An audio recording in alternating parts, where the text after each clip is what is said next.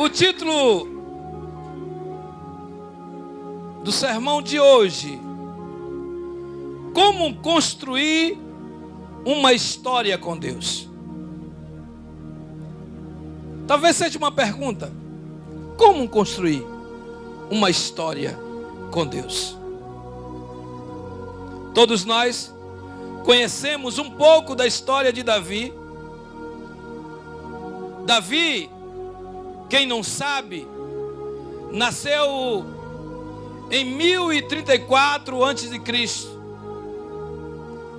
Davi foi uma pessoa na história que não era reconhecida por ninguém. Nasceu no berço de uma família não reconhecida pelo reinado de Saul. Davi estava fora da história prescrita na palavra de Deus, na Bíblia. Ele era um ícone que estava no anonimato. Pequeno, filho de Jessé, tinha mais 7 irmãos, mas ele era o mais moço. E um certo dia, Deus fala para Samuel, dizendo que rasgava o trono de Saul, e que estava buscando, ou que encontrou, melhor dizendo, um homem segundo o coração dele. Ninguém conhecia, a sociedade não conhecia, o povo de Israel não sabia quem era, mas Deus conhecia quem era esse menino. Deus manda em 1015 ou 18 mais ou menos antes de Cristo, Deus manda Samuel visitar a casa de Jessé. E lá aquele homem chega até aquela casa e consagra Davi. Consagra Davi, acabando com toda a questão histórica, eclesiástica, judaica e religiosa. Porque jamais na história poderia alguém menor, mais novo, ser honrado primeiro do que o mais velho. Era a oportunidade que Deus tinha para ele. Ele entendeu que tudo que o Senhor prometera para ele iria cumprir-se no momento certo, na hora certa. E assim foi. Davi, depois de 13 anos, entre 13 a 16 anos, com 30 anos de idade, Davi, em 988 antes de Cristo, mais ou menos, Davi é ungido rei de Israel. Deus, Ele quer que você construa uma história com Ele. O que fazer? Como construir uma história com Deus? Pode perguntar ao seu irmão: como construir uma história com Deus?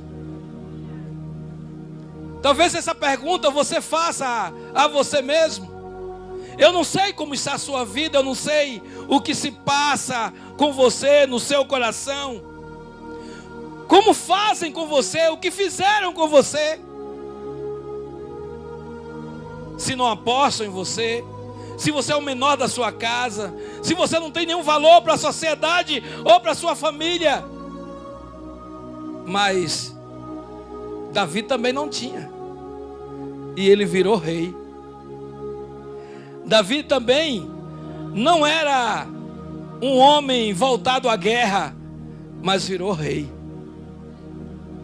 Ele era um adorador de Deus. E Deus um dia achou em Israel um homem segundo o seu coração. Como criar ou construir uma história? Eu vou falar de 3 atitudes para que você construa uma história com Deus. 3 atitudes, você precisa prestar atenção nessas atitudes. E essas atitudes nós aprendemos com Davi. Aprendemos com um texto que nós lemos. Depois de rei, ele poderia largar tudo. Ele poderia dizer, não quero mais nada, eu já tenho tudo que eu quero. Não. Ele continuou a sua história. A partir dali a sua história realmente teria um fim melhor. E agora ele vai em busca do que é melhor para a vida dele, a presença de Deus. Diga, a presença de Deus é o melhor para a nossa vida. Tem pessoas que são abençoadas pelo Senhor e esquecem de Deus. São abençoados por Deus e esquecem da casa de Deus.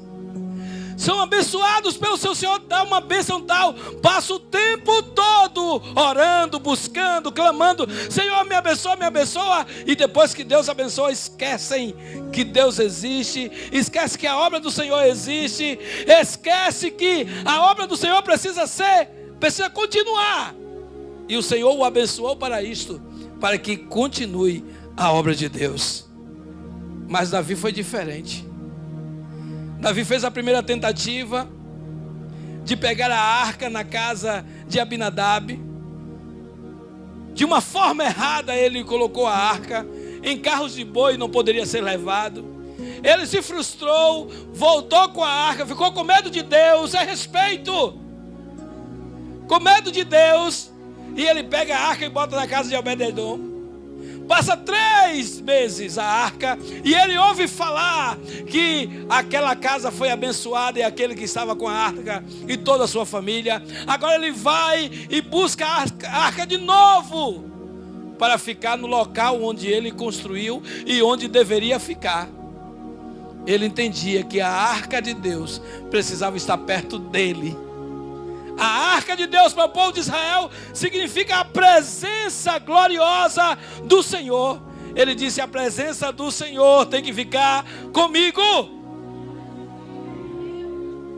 Diga ao seu irmão, a presença do Senhor tem que ficar comigo. Quem deseja a presença do Senhor, levante a mão. Presença do Senhor. As atitudes demonstram a presença do Senhor. Os nossos procedimentos demonstram a presença do Senhor. Como nós agimos diante da vida, diante da sociedade, demonstram que temos a presença do Senhor. Davi estava preocupado porque ele queria governar com a presença de Deus. Quero te fazer um desafio. Governe a sua casa com a presença de Deus. Vá trabalhar com a presença de Deus. Vai estudar com a presença de Deus. A presença de Deus não pode faltar em você. E para continuar com isso, com a presença de Deus e construir uma história, Davi precisou de 3 atitudes. Primeiro, ele precisou sacrificar.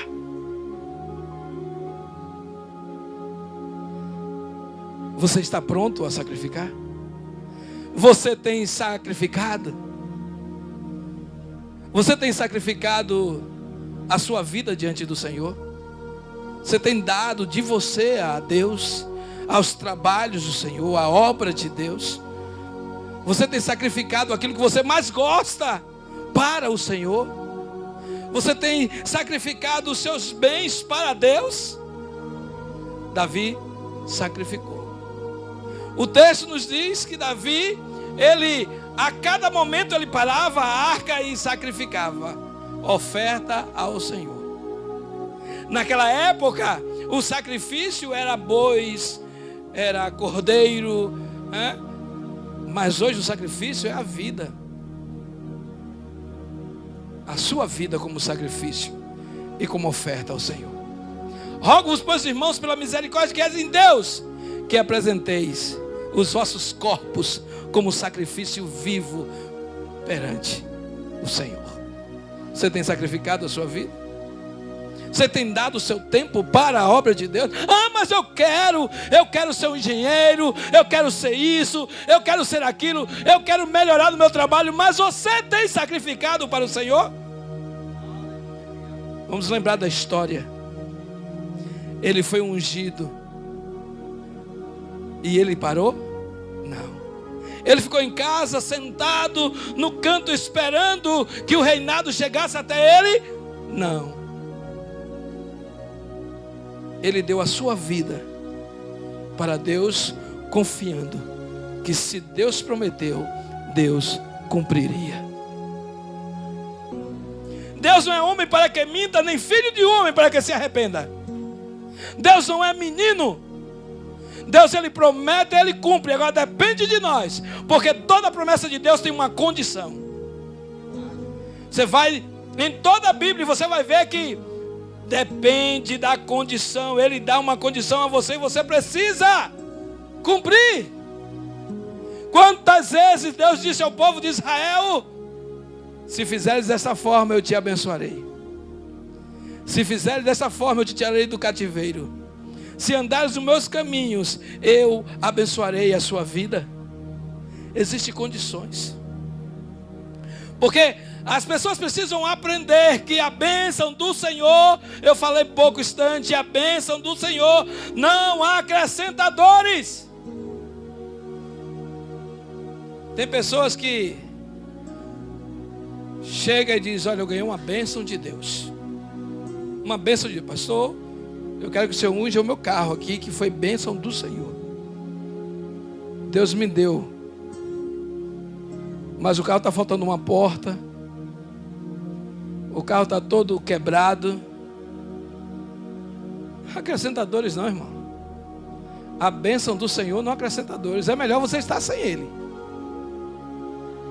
A bênção do Senhor não acrescenta dores. Ah, Senhor, Deus, eu orei e, olha, Deus me deu, foi um Dan Juan. 5 dias depois, está falando para o pastor, aquele homem ali não é de Deus, não. A bênção do Senhor não acrescenta dores.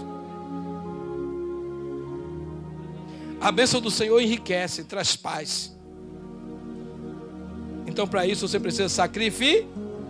Precisa o quê? Sacrificar o quê? A sua vida.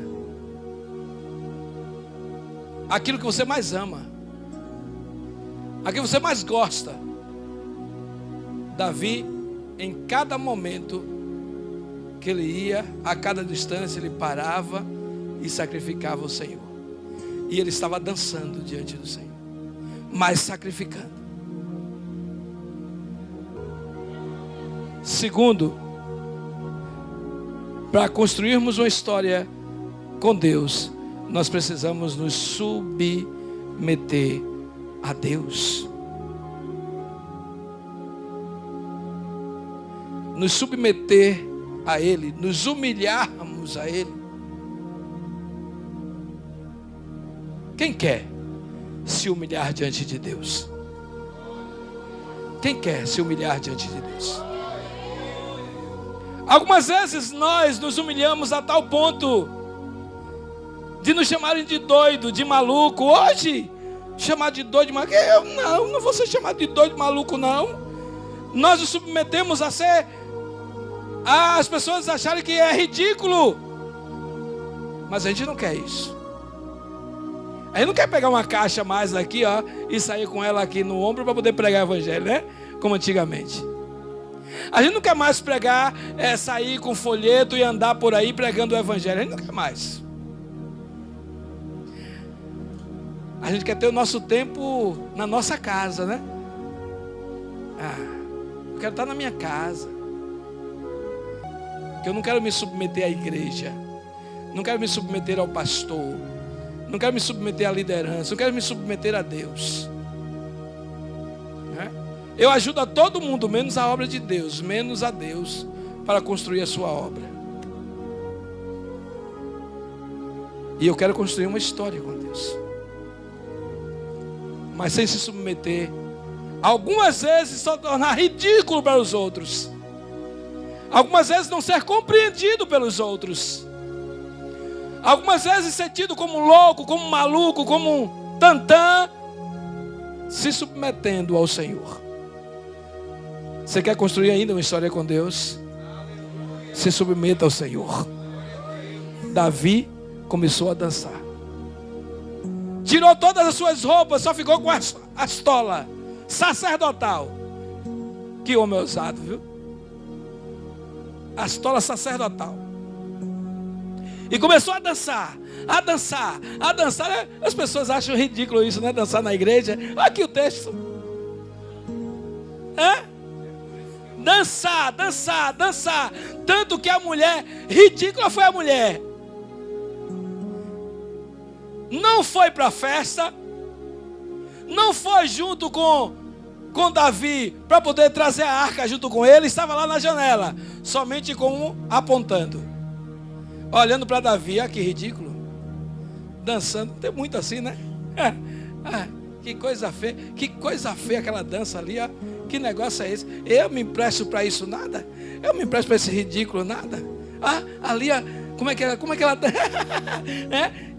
ela falou, olha, tu estava como um homem qualquer. Porque ele estava dançando tanto que a sua nudez estava sendo mostrada.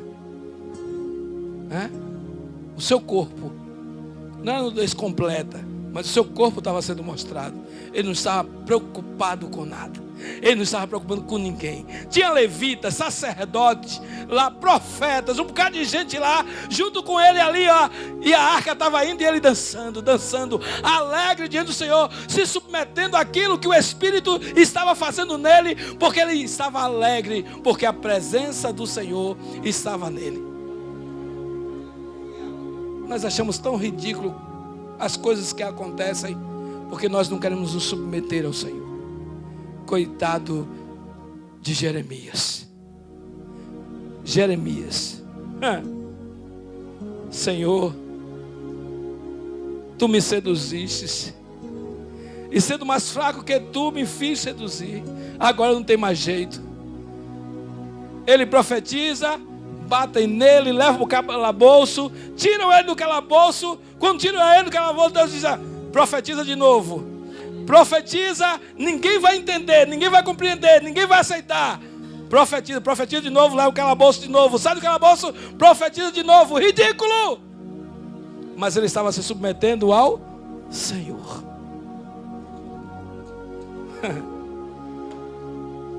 Quer construir uma história? Pergunte: ainda quer construir uma história com Deus? Pergunte: ainda quer? Diga: se você quer mesmo, você aplaude ao Senhor. Aleluias! Glória seja dado o nome do Senhor. Não é tão fácil construir uma história com Deus. Não é de qualquer jeito. Não é de qualquer forma. Não é como a gente quer. Não é do jeito que nós queremos. Construir uma história com Deus requer sacrifício, requer entrega, submissão, submeter-se ao Senhor, sacrificar e submeter, sacrificar e submeter ao Senhor. Terceiro e último, servir. Diga ao seu irmão: para construir uma história com Deus, eu preciso aprender a servir.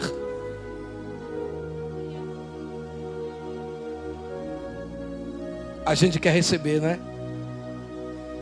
Mas quem constrói uma história com Deus ou deseja construir, precisa querer servir. Desejar servir. Buscar servir. O Senhor Jesus, ele anulou-se a si mesmo, sendo Deus, se fez carne e habitou entre nós. Ele disse: eu não vim para ser servido, eu vim servir. Ele nos ensinou o que é servir, mas nós queremos ser servidos. O ser humano não aprende o que é servir. Amar, do grego caridade, carisma, é dar sem desejar receber em troca. É servir. A gente precisa amar mais.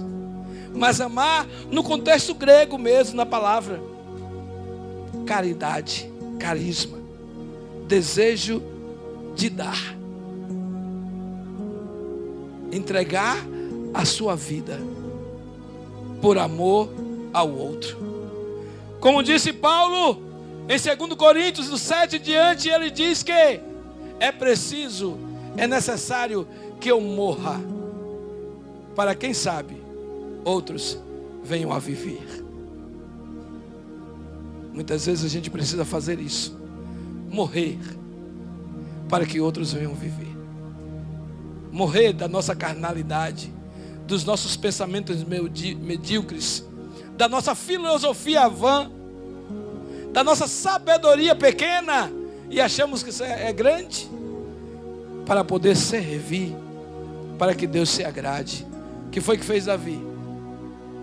Depois que ele sacrifica, depois que ele dança diante do Senhor, entrega a sua vida plenamente ao Senhor, agora ele serve. Depois da arca estar no local, ele pega pães, carne e passas e dá a todo o povo que estava com ele. Irmãos, todo o povo. Olhe bem, o negócio é sério, porque ele era rei de Judá. Quando Saul é morto, fazem ele rei de Judá. Depois, os senhores, sacerdotes, vão até ele, anciões vão até ele, e se unem com Judá, e fazem ele rei de Israel. Judá não está mais dividido, agora ele é rei de Judá e de Israel. Toda a nação de Judá e toda a nação de Israel está lá junto com Davi, levando a arca. E o texto daqui diz que ele deu pão, deu carne e deu passas a todo o povo que estava com ele, e todos foram despedidos em paz. Como rei, mas era um servo. Eu não sei qual é a sua condição, eu não sei em que patamar da sociedade você está, mas se você quiser servir ao Senhor, seja servo. E quanto mais você cresce em cargos e unção, mais servo você tem que ser.